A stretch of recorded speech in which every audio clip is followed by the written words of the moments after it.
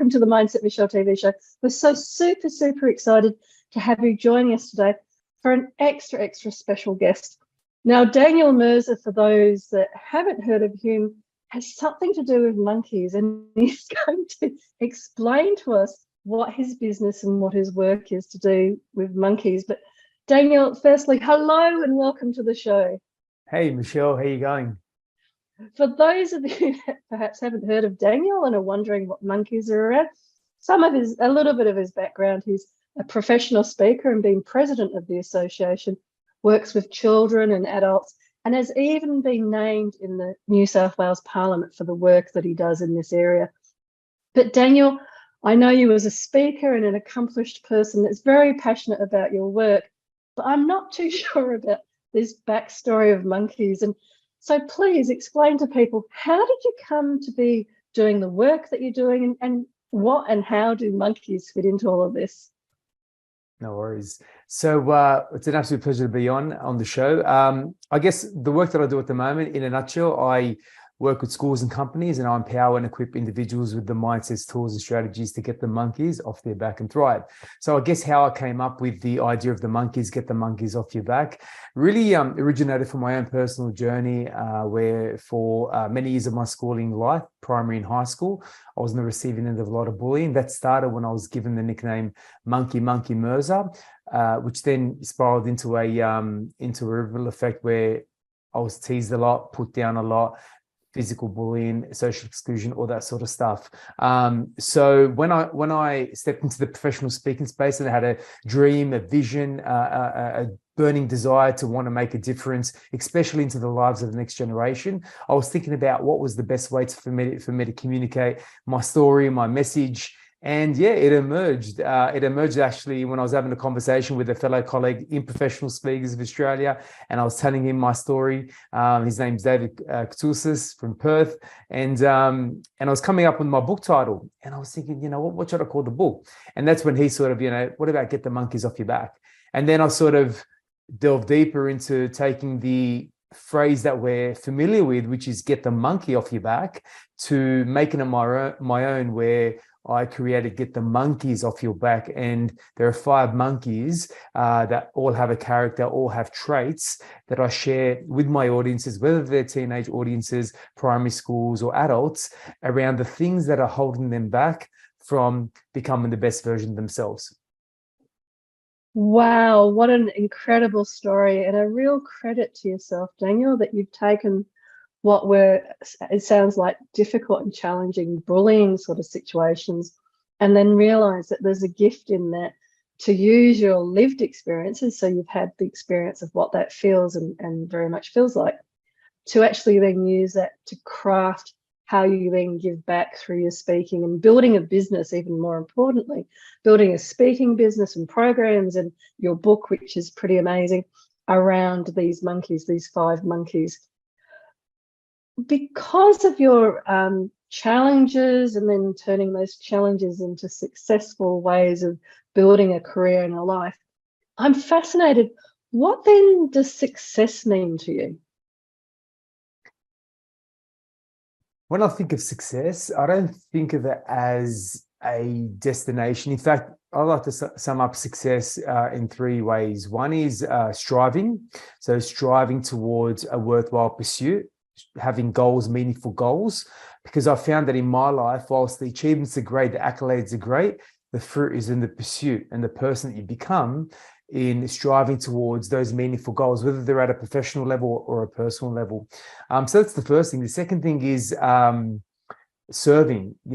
Success is great for yourself, but where fulfillment is ascertained is when you're making a difference into the lives of others. Now, that can be done at a grand scale, global level, and we know of great, remarkable individuals that have done that. But it also can be just making a difference to the world around you, your family, and your own community. And the third is, which is really important in this fast-paced world that we live in, and that's savoring the mini moments that end up being the big moments that make up your life. Every single day there are opportunities to be grateful and savor just the the wonderful things that are happening around you. And I know for me personally, I'm a new dad. My beautiful baby daughter, Annabella, she's 6 weeks old, and every day I'm poured with, an abundance of these magic moments, whether it's her smile, whether it's her cry, whatever it might be. But I'm savoring that because I know when I look back at the time that we've had, these are the things that I'm going to remember, as opposed to just being one-eyed focused on a destination, but missing out the opportunity to smell the roses on the journey. And what wonderful way of encapsulating what success means to you, Daniel. The striving, the serving, and the savouring. The striving, definitely, as a speaker and having your own business, you're continually striving, and success is, what's happening in that space. The serving, because that's what your work does, is serving others with their monkeys and helping them to identify them and work with those. But I really love the savouring, and what more special way than having a newborn 6-week-old baby.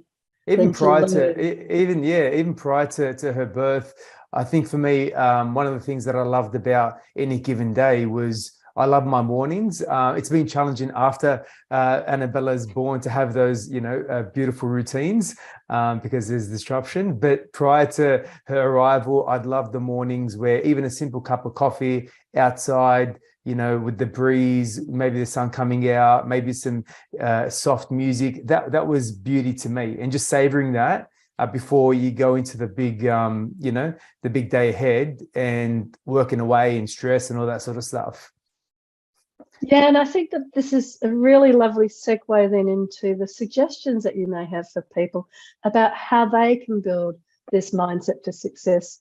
Many people on the show do talk about the quality of their life as opposed to the things and the quantity in their life.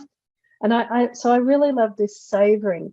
And you described so beautifully there, sitting and watching the sunset, sunrise, enjoying the taste of the cup of coffee in the morning, all of those things. What may be some other suggestions that you have for helping people, whatever stage you're at, young people watching the show who may be experiencing bullying, all the way through to, say, perhaps people in an office environment who are also experiencing some form of bullying? What sort of mindset success tips would you suggest for them around savouring, serving, and striving?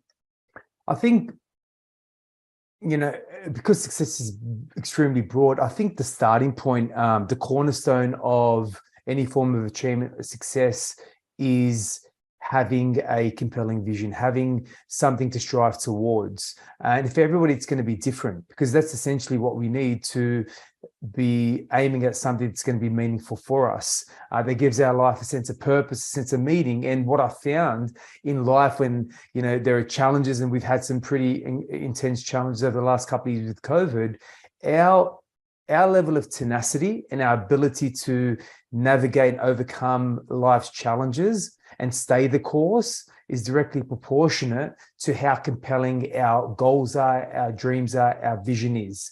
So if we've got strong dreams and strong desires and strong goals, then when times get tough, we're more likely to pick ourselves back up after we've fallen down. And here's the thing, what leads people to be becoming remarkable and achieving remarkable things is their ability not just to fall down, but how they've learned how to get back up.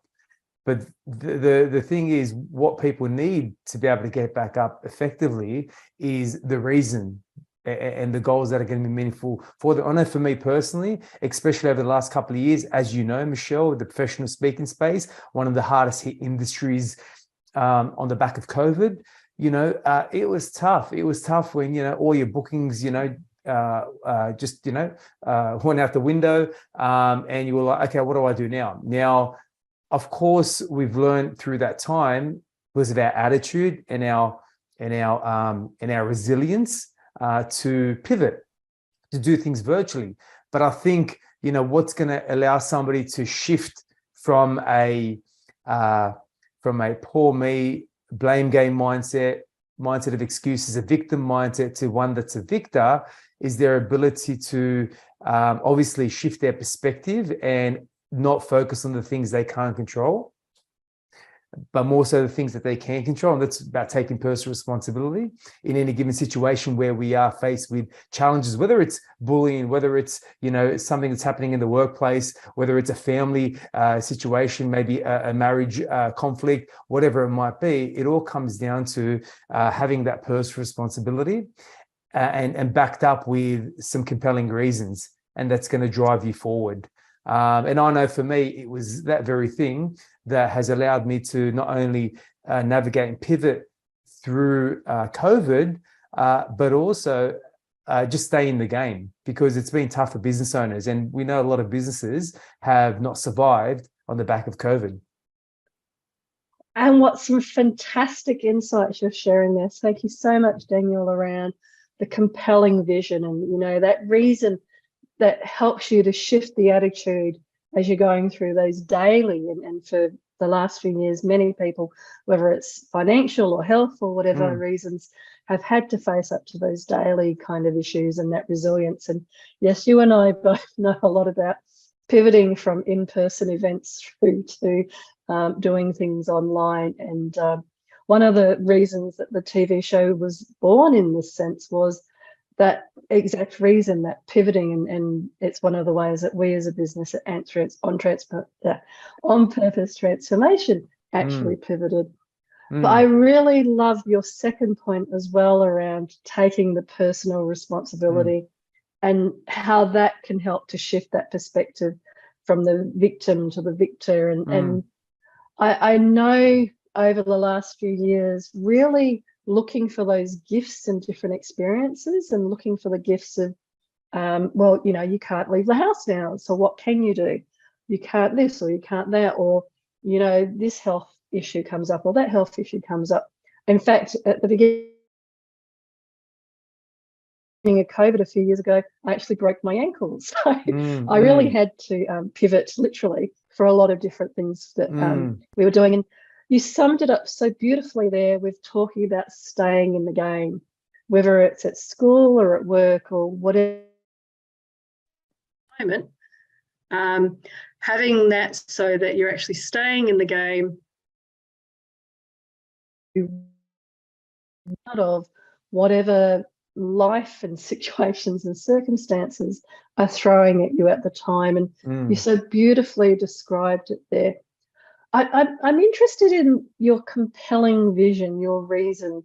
Long before you found out your wife was pregnant and everything, how did you actually understand or build towards what your compelling reason was? I think for me, when we look at it from a work perspective, the work that I'm doing now, I spent a lot of people don't know this because I don't sort of, publicly mention it often, but when I'm sharing my story, I do. I spent many years in the corporate world as a chartered accountant. So when I finished school, I became a chartered accountant. And at the time, when I finished school, my compelling vision was to become a corporate professional. And I'd achieved it. And I worked with some of Australia's largest companies for over a decade, companies like KPMG and BDO in that field that was once upon a time a compelling vision. But then life took me on a journey, and for many people, they also go through their journey of discovery and evolution as a human being. I discovered more things about myself, about life, about my desires, which ultimately, cut a really long story short, led me to create a new compelling vision, which is to become a professional speaker. I initially started out as an event host, MC, hosting hundreds of different types of events, a lot of weddings of all different backgrounds and cultures, which I still do because I love it. But also, I guess along that journey, for me, picking up the microphone and speaking was more than just being an event host. It was about using my voice, the gift that I've been given, to make a positive difference into the lives of others. So I guess for me, why I chose the next generation as my primary focus, two reasons. One stemmed from my early life, having experienced a lot of challenges, the bullying, etc. So I wanted to use my pain for a purpose.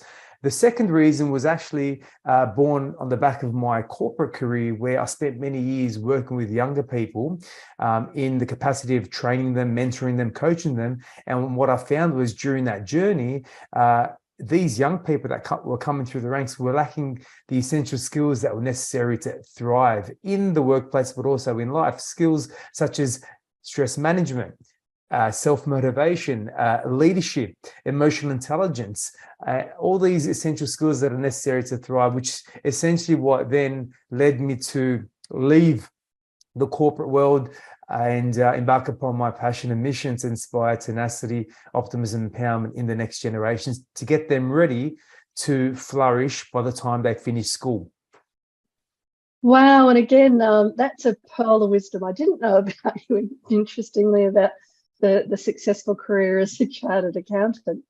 But I love how you also showed, as you were describing that progress and that journey, that you didn't kind of wake up one day and go, oh, okay, I'll be a professional speaker. What you did was you actually recognized that you needed to transition. So you became an event host and an MC and went on that journey and came to the association so that you're able to also see what professional speakers, and as you described, that's right, in Perth, that's where you then got the ideas. So you were able to be around other people that were in the space that you were moving into. So very good tools that you're sharing with people about as you are growing and learning and doing your profession. You realized, oh, well, actually, this is a different area I'd like to work in, and these are the sorts of skills that I need. So you went and started hanging around people with those skills, and that's what helped you to grow and transition over to that area. And I mean, if I was to give advice to somebody that's in a space where or in a mindset where they're looking at doing something different and pursuing something, for me, came back to taking up the opportunities that were around me, being in the right environment, being professional speakers of Australia, and ultimately doing the work. You can have the grandest aspirations, but if you're not going to be disciplined in doing the work, then you won't be able to live up to that potential that you have. And I really appreciate that, because even the framework that you described, that you came up with, the 5 monkeys that you use for the work that you do, this is the sorts of things that it's deciding that your new compelling vision and your reason is about being a professional speaker, and then taking the time and doing those steps and that work, I think, are the key things that when sharing about building that mindset for success, it's about working out what you really want to do and then taking those action steps to do it.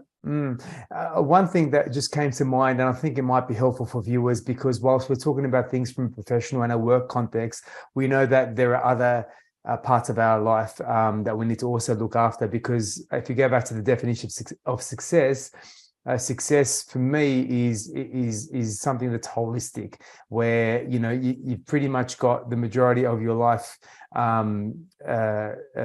catered for, because I feel that there are a lot of people out there that have achieved perhaps success in their career, but they haven't they've neglected other areas of their life which are important as well. So for me, I always have this conversation with one of my good mates around why, for example, I am diligent and disciplined. Every single morning I go for my run.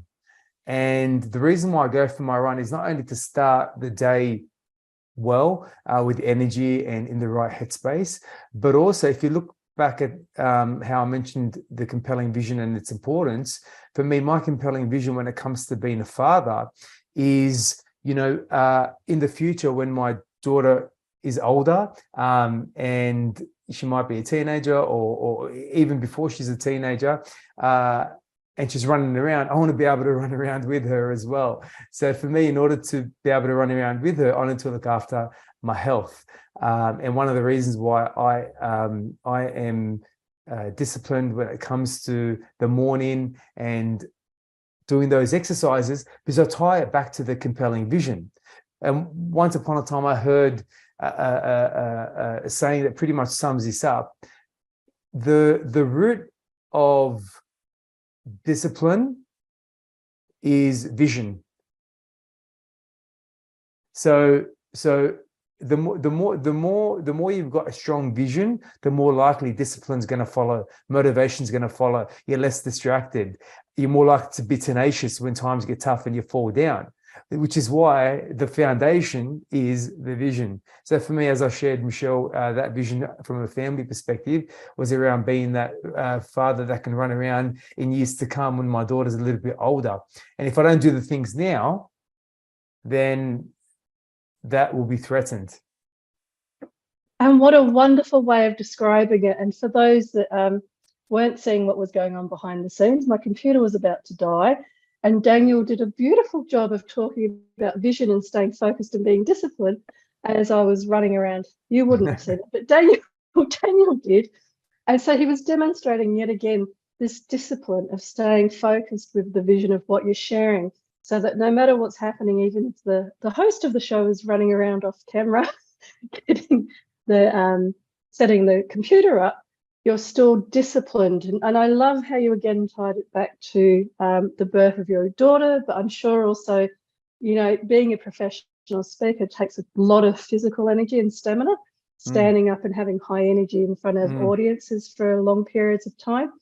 So Daniel, you're really, again, similar to where your story started with the bullying and then using that to your advantage. Each of these different areas of your life that you're describing now with the discipline, I was going to say disciple, but the discipline around, I want to be able to run around with my daughter later on. So I'm doing the things now so that I have the health, I have the mental health, I have all those areas taken care of so that I'm able to do that, all based on that compelling vision. Absolutely, definitely. So for people watching and perhaps thinking of their own journey, because one of the things that has happened in the last few years is that people have kind of woken up to perhaps there's a different way of living, or I can be doing something else with my life.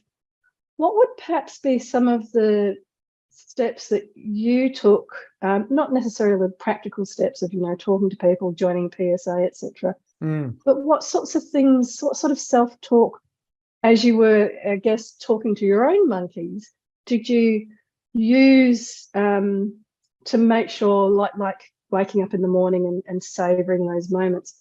What other things did you use to kind of work through in your mind how you could achieve something that at the time, going from an accountant to a professional speaker, might have seemed like going on a, you know, journey to Mars or something? Yeah, it's you know, I remember when I left the corporate world, I'd literally I pretty much had nothing. I just started from scratch, and I built the business from the ground up. And what I've discovered, there are two things that I'd like to share that I think would be extremely valuable for anybody listening, that really helped me.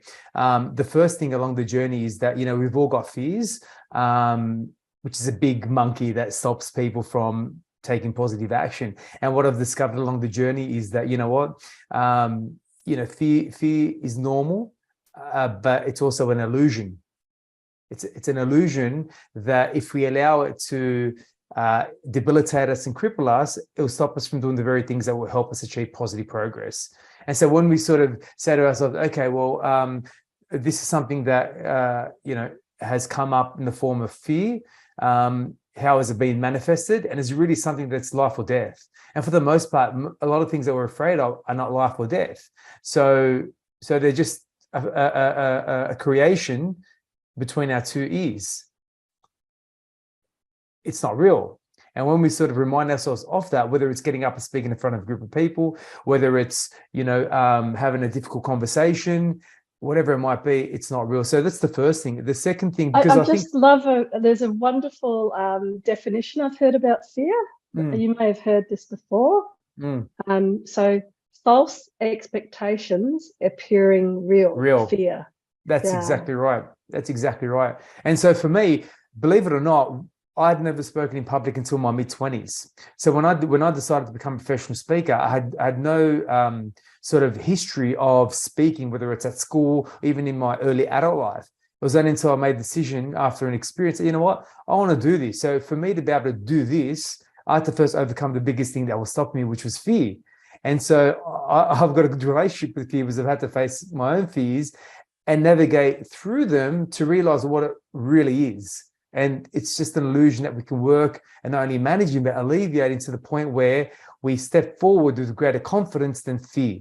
That's the first thing. The second thing is, and this is a big one for me because, and it's interesting because we're talking about mindset, right? And sometimes we rely on, sometimes we wait to feel confident or motivated to do something. I don't know if anybody's listening. Have you ever had that situation? Maybe if it's going to the gym and, you know, doing a workout, maybe you're waiting to get motivated to go to the gym, whatever it might be. What I found was the best way to build motivation and self-belief and progress is to not think your way into a new way of acting, but act your way into a new way of thinking.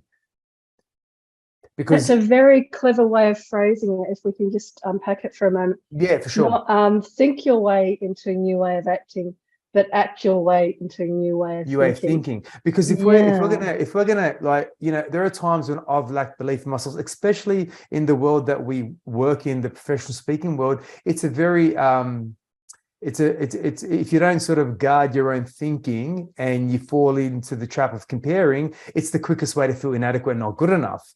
Right. So for me, what I've learned is for me to have that self-belief, which I know I have, but there are times when it's lacking.